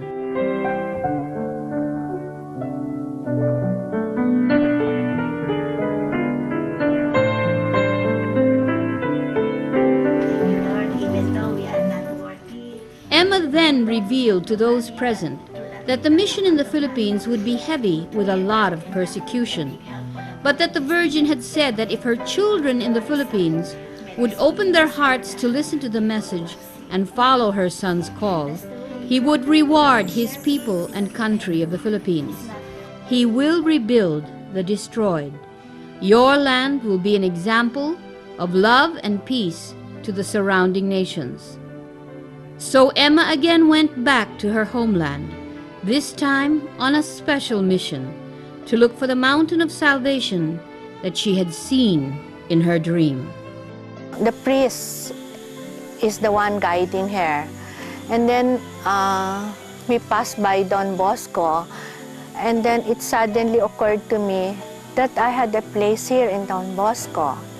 And then when we were near, she said she felt something in her heart, and then she turned to me and she said, Jerry, this is the place that the blessed I have seen in the dream. So in December 2004, Emma returned with some 200 members of the La Pieta prayer groups and had her first public encounter with the Virgin.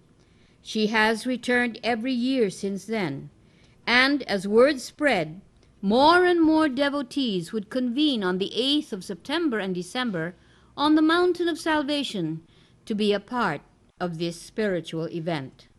Because God showed me the mountain that I have to do the mission and all the people that I saw. And then one by one, you know, I met all these people. And wherever I go, I see these people. You know, I have seen you already. She believes that there will be more than one mountain in the Philippines that will be of spiritual significance to her people. Jesus said to me, you will go to the mountains. So I think the meaning, you know, Luzon, Visayas, Mindanao, there will be a mountain of salvation in that place. He has the design. He has the plan. I don't know the plan of God. The Philippines will be the center of spirituality for the whole world. And that this has been the plan of God since the beginning of time.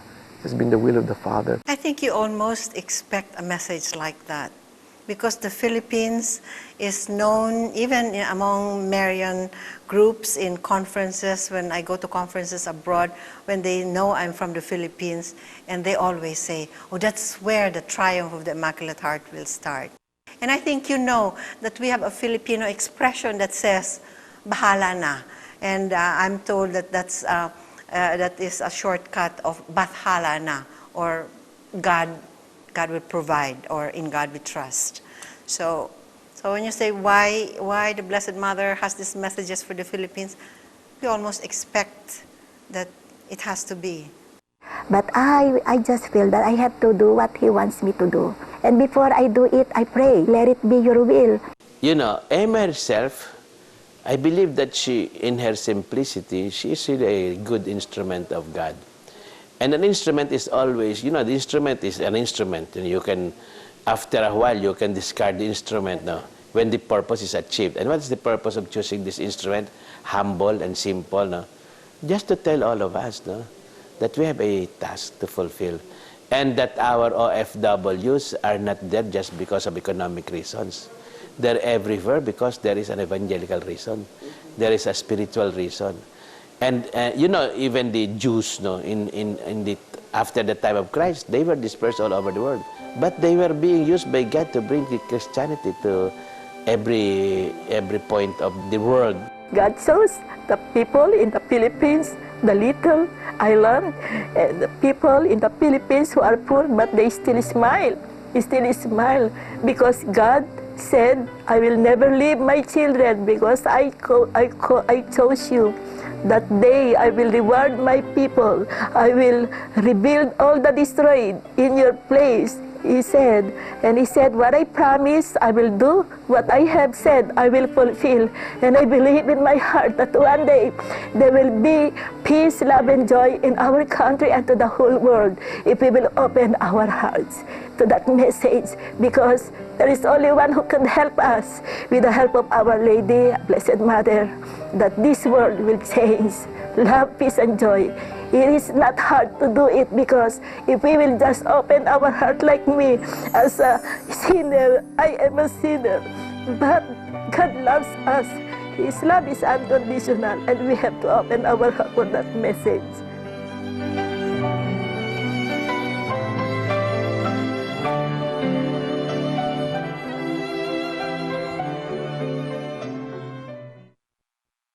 In spite of all the amazing signs and wonders that are a part of Emma's life, it soon becomes apparent that the conversions are brought about by her persona, open-hearted, humble, cheerful, and generous, of her time and of herself.